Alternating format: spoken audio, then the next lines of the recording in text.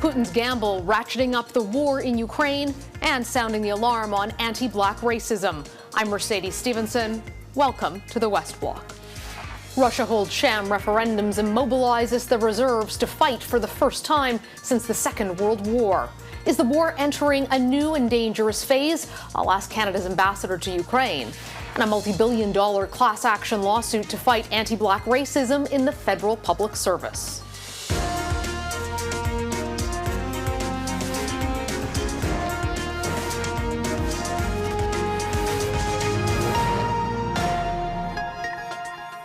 As the Ukrainian counteroffensive continues to reclaim Russian-held territory, Vladimir Putin is showing no signs of backing down. In fact, there are concerns the conflict might escalate after Putin demanded snap referendums in 4 occupied areas of Ukraine and has announced he's mobilizing up to 300,000 Russian reservists to bolster his faltering war efforts. In an address to the UN General Assembly, the Ukrainian president says it's time for Russia to pay for its war crimes. A crime has been committed against Ukraine, and we demand just punishment. The crime was committed against our state borders. The crime was committed against the lives of our people. The crime was committed against the dignity of our women and men. For more on what's happening right now in Ukraine, I'm joined by Canada's ambassador in Kyiv, Larisa Galadza. Thank you so much for joining us today, Ambassador. Can you tell us a little bit about what the situation is on the ground right now and what the feeling is with the Ukrainian people? Thanks for having me. It's September, and in 2 important ways, this is like any other September with kids going back to school and the weather turning. But of course, those things remind us very acutely that the war continues to rage and this country is still suffering very badly. A lot of children have not gone back to school because they don't have bomb shelters. Every school has to have a shelter. And the winter is turning and millions of people still don't have homes. I recently drove to Irpin again, the same town we were in with the Prime Minister back in May, and those bombed out buildings, many of them look exactly as they were back then. So where are their residents? Where are they going to live as it gets colder? So these are urgent matters, and all of this is happening against a very, very dynamic security and political backdrop. The air raid sirens continue to wail, the missiles continue to fly, Russia continues to attack. Ukrainians continue to make excellent progress in the Kharkiv region, but as they go into those newly liberated areas, they're finding new and more examples of the horrors that Russian troops have inflicted on Ukrainians. And then this week, it's been, you don't know where to turn for the action. Yes, the war continues in Kharkiv, in Donbass, in Kherson. There was Putin's speech. As you mentioned, the mobilization, the sham referendums, the threats of nuclear war. There's the release of 215 prisoners of war. That's huge.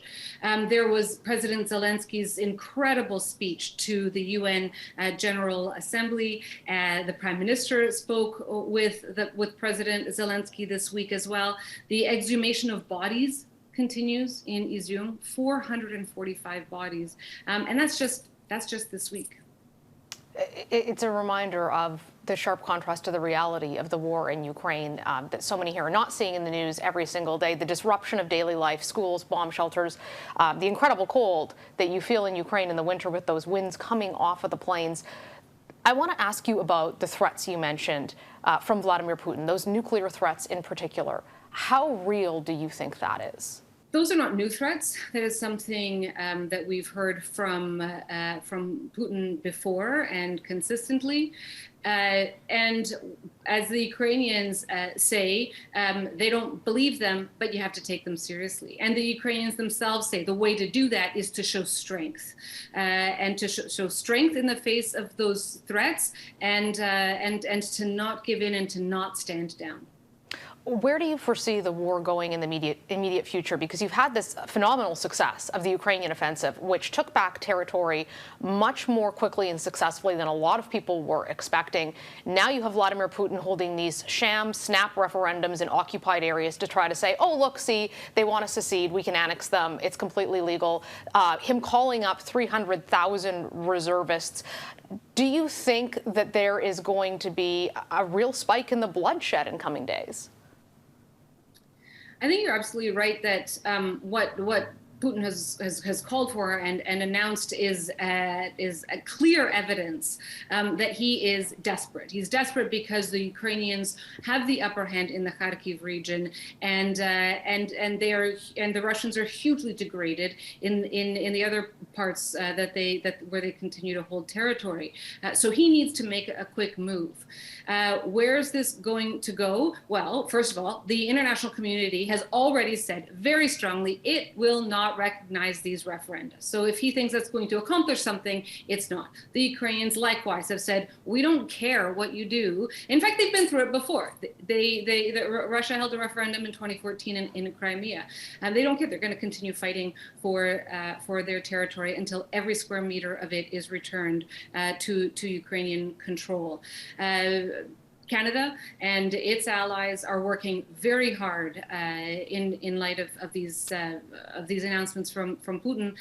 First of all, to continue to undermine the lies, the disinformation, the crazy messaging, to isolate Russia with additional sanctions, to support Ukraine in defending its territory and taking it back, and then, of course, to ensure that the international community remains steadfast in its support for international law. Speaking of Canada's support for Ukraine, of course, we've sent M777 howitzers, which are big artillery guns. The Ukrainians are asking for more of those. They're also asking for Canadian LAVs, light armored vehicles that have a big cannon turret on them. We've agreed to send armored vehicles so far, but not ones that have weapons.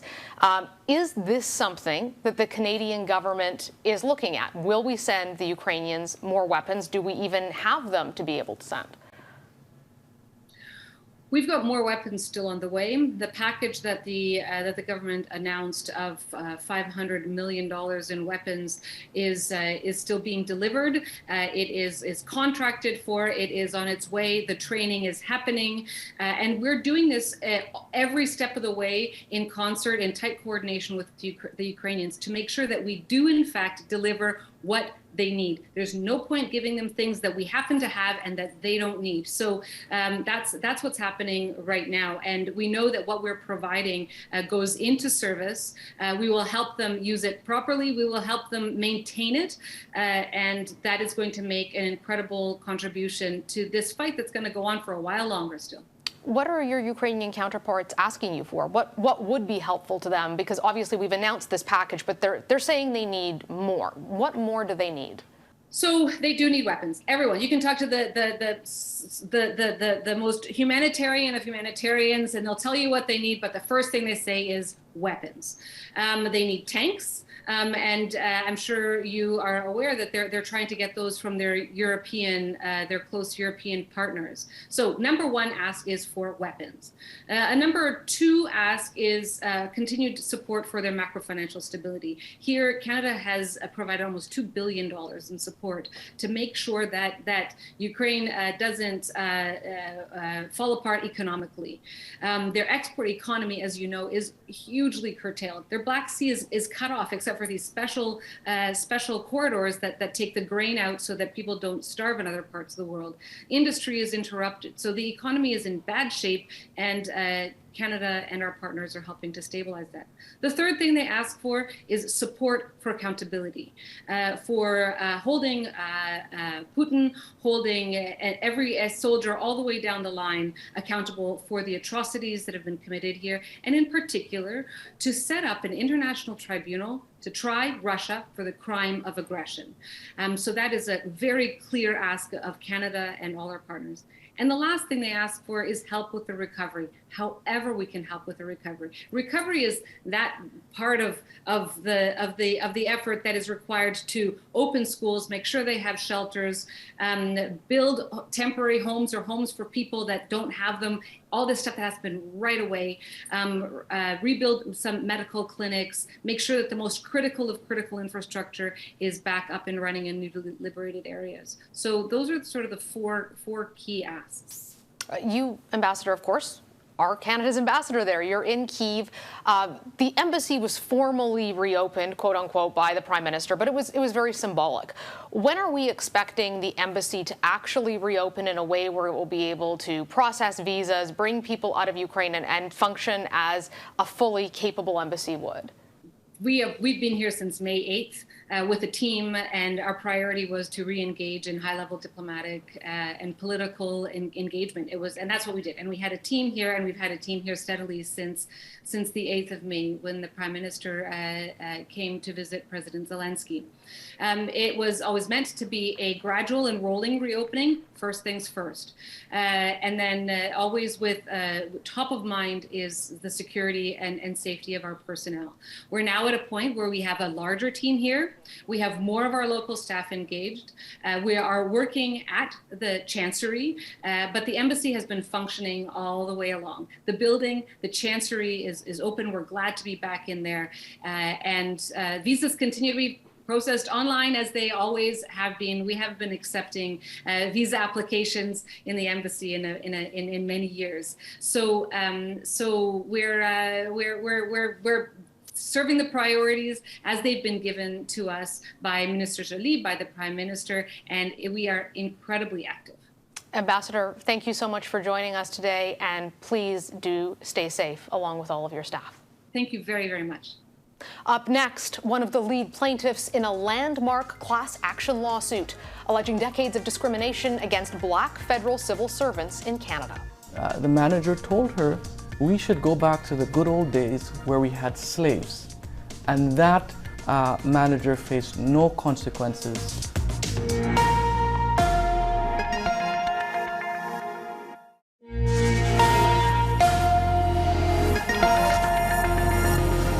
A group of Black civil servants says the federal government is resorting to stall tactics to deny them their day in court, nearly 2 years after they sounded the alarm on anti-Black racism in the public service. More than 1,500 Black federal employees have joined the proposed class action lawsuit, taking aim at what they describe as the government's wrongful failure to hire and promote Black employees in the public service. The lawsuit alleges decades of discrimination and harassment against tens of thousands of Black employees and job applicants who say they were subjected to racist comments and jokes and passed over for promotions or just not even hired in the first place. The effects of that exclusion were debilitating, with employees reporting anxiety, shame, and significant financial losses.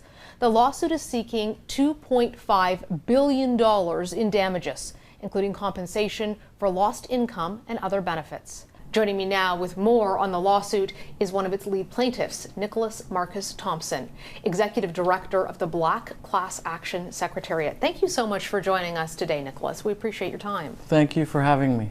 Can you tell me a little bit about when you first started to notice a pattern in your own life and in the lives of your Black colleagues who are working for the government of Canada that you went, you know what? This is discrimination. This is racism.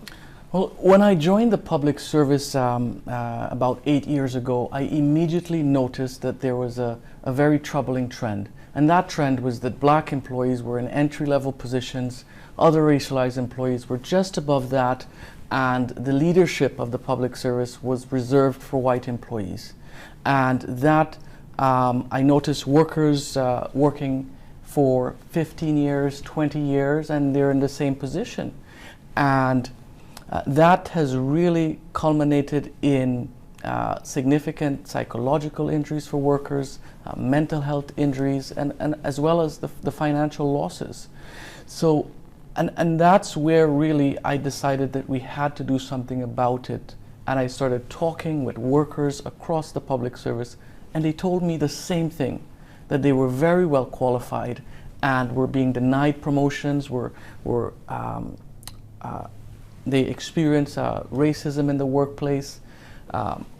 One worker was told that we should go back to the good old days where we had slaves. And where we had slaves. Correct. The manager told her we should go back to the good old days where we had slaves. And that manager faced no consequences. And it is that constant ability of public service leaders to make comments like that, and there's no consequences for it. It's atrocious. It's atrocious, and that's very direct. And as you're saying, also this insidious, systemic racism where people are not being promoted. They're staying in the same job their entire career while their colleagues around them are promoted. People hear the stories and the numbers, but I think it's powerful when we have some of those examples. Can you share with us some of your story or some of your colleagues' stories that are involved in this lawsuit that have led you to this point? Sure. The public service, black workers make up the largest racialized group in the public service. So that's 3.8% of the almost 300,000 public service. And black workers, black workers are the least paid in the public service. Despite being the largest group, it is the least paid group, representing just over 1% in the executive rank. To put that into perspective, the executive ranks of the public service has approximately 8,000 employees, and black workers make up just about 100 executives in the entire public service that prides itself in being inclusive and diverse and merit-based. But that is not the case for black workers. Many black workers, 70% are women, mothers and grandmothers who have dedicated their lives to serve in Canada, and in return, Canada has denied them promotional opportunities, has treated them inhumanely, and all of that results in a denial of basic human rights. And it also results in degradation. It also results in humiliation. Workers have told me that they have attempted suicide because they have nowhere to turn to, no recourse in the workplace, lack of support from their unions, and just nowhere to turn to, and that they have suicidal ideation. Experts have told us how this discrimination impacts your brain. It actually causes your brain to move in a particular way, which has a direct impact on your parenting, on your social life, on your relationships. So black workers are in a crisis in Canada's public service. Canadians like to say, we're not that kind of country. We don't have that kind of racism here, which is partially exactly why we wanted to sit down and talk to you about the story. What do you say to Canadians who are surprised to be hearing this today? Well, I would say the government's own data does not, it tells us very clearly and supports what workers have been saying, is that they're being denied opportunities. They're asked to train new employees. They're good enough to train new employees. They're good enough to act for a temporary period in a higher position. But those positions almost always goes to white employees and some racialized employees. So my message to Canadians are black people want to fully participate, and they're being denied that opportunity at the highest level in the largest employer in Canada. So listen to us, be an ally, and let's work together, because we want to make Canada a better place and to fully participate in Canada. I imagine a tremendous financial consequence too, because federal government pensions are based on the rank you retire at. So if you're never promoted, then that's having a significant impact. How has the government responded so far to your proposed class action lawsuit? Well, the government is speaking from both sides of its mouth. They're saying one thing publicly, and they're fighting black workers in court. They've just brought in an expert from the US to challenge their own data. They continue to bring motions to delay the case. The government has fully acknowledged that this issue exists in all of its institutions, and that the pain and damage that it causes is real. And then it shows up in court fighting black workers, forcing black workers to recount the trauma that they've endured at the hands of the government for decades. Nicholas, what needs to happen going forward? How would you like to see the government respond, and what changes need to be made? Well, firstly, the government needs to come to the table with workers and work with us to create those solutions that is necessary. And that is the legislative changes, amendments to the Employment Equity Act. We're seeking to create a separate and distinct category for black workers under the legislation to ensure that black workers are not left behind when it comes to hiring and promotional opportunities. We're also seeking accountability through an accountability commission to police the public service to ensure that that black workers do not face this discrimination again.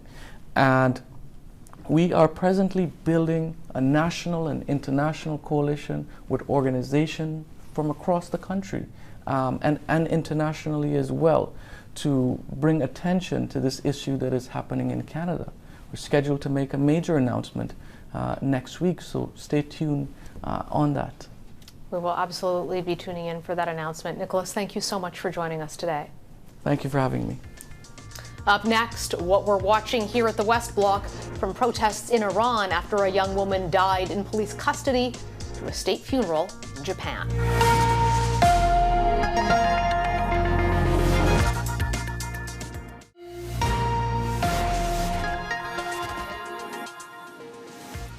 More than a dozen people have been killed in nationwide protests rocking Iran in what's proving to be the biggest challenge to that country's regime in years. The protests were sparked by the death of a 22-year-old Kurdish Iranian woman earlier this month who died in police custody. Masha Amini was arrested by the country's notorious morality police for allegedly wearing the regime-mandated headscarf too loosely. Her name has become a clarion call for Iranians who want to see the compulsory hijab abolished. The protests have spread to at least 50 cities, largely driven by Iranian women. Some have removed their hijabs in public, considered a crime in Iran. Others have gone even further, openly burning their headscarves. Authorities have responded with a violent crackdown. Internet and cellular service is down in much of the country, cutting off access to Instagram and WhatsApp so people can't post what's happening. The United States imposed sanctions last week on Iran's morality police, holding it responsible for the 22-year-old woman's death. Also expected to make news this week, Prime Minister Justin Trudeau will be in Tokyo to attend the state funeral for former Japanese Prime Minister Shinzo Abe, who was assassinated earlier this year. I'll be in Japan to cover the Prime Minister's visit for Global National, and I'll see you here again next Sunday, right here on the West Block. I'm Mercedes Stephenson. Thanks for watching.